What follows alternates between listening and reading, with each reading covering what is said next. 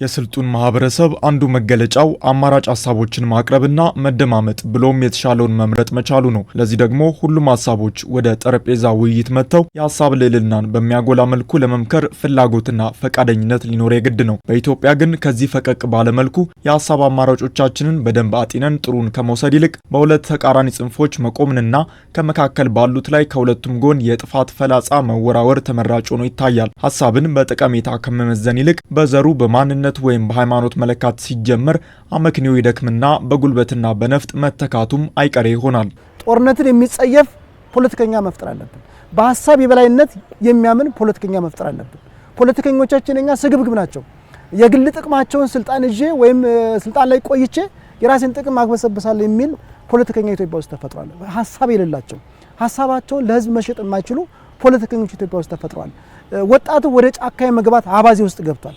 ከጀርባ ያለ ግን ፖለቲካ ነው። መሰልጠን ማለት በሐሳብ የተለየህን ፓርቲ ወይም ግለሰብ ወይም ቡድን በጠመንጃ እኔ እንዳሰብኩ አስብ፣ እኔ እንደምናገር ተናገር፣ እኔ የሚወደውን ውደድ ማለት የመሃይምነት መጨረሻ ነው፣ ድንቁርና ነው።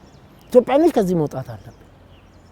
አንድ ፓርቲ ውስጥ የሐሳብ ልዩነት ካለ እዛ ፓርቲ ውስጥ ሆነ በቅንነትና በቀንነት ሐሳብ ማራመድ ካልሆነ ከፓርቲ ወጥቴ በሰላም መቀመጥ። እውነታ ላይ የተመሰረተ የሐሳብ ልዕልና ከጠፋ በውይይትና በክርክር መግባባት አለመቻልና እኔን ብቻ አድምጡኝ የሚል አስተሳሰብ ተንሰራፍቶ የህዝብን አእምሮ የሚያደሙና ብዙዎችን ለልፈት የሚዳረጉ ስህተቶች እንዲፈጠሩ በር ይከፈታል። እናም ሀገርንና ህዝብን ህልውናቸው ተጠብቆ እንዲኖሩ በሐሳብ ልዕልና የሚያምን ማህበረሰብ ሊኖር የግድ ይላሉ ምሁራኑ። ለኢትዮጵያ የሚጠቅማት እንነጋገር ነው። ጠረጴዛ ላይ ነው ችግራችን፣ ያለው ጠረጴዛ ላይ ነው።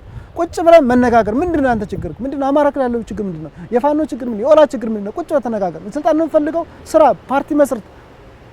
ይሄንን መነጋገር ነው ያቃተን። ፖለቲካችን ይሄን አይፈልግም።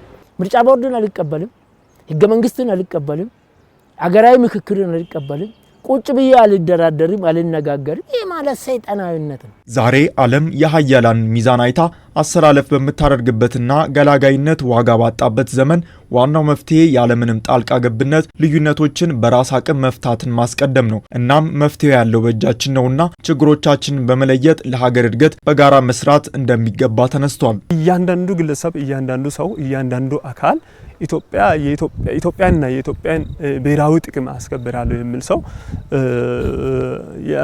በሐሳብ እንድንግባባ ሁሉም ሰው የበኩሉን ድርሻ መወጣት እንደሚገባ ነው እኔ እንደኔ ማስቀምጠው። የሀገር ሽማግሌም በለው የሀገር መሪም በለው ምሁራንም በለው ማንኛውም ዜጋ ኢትዮጵያ ስትኖር ነው የሚኖረው።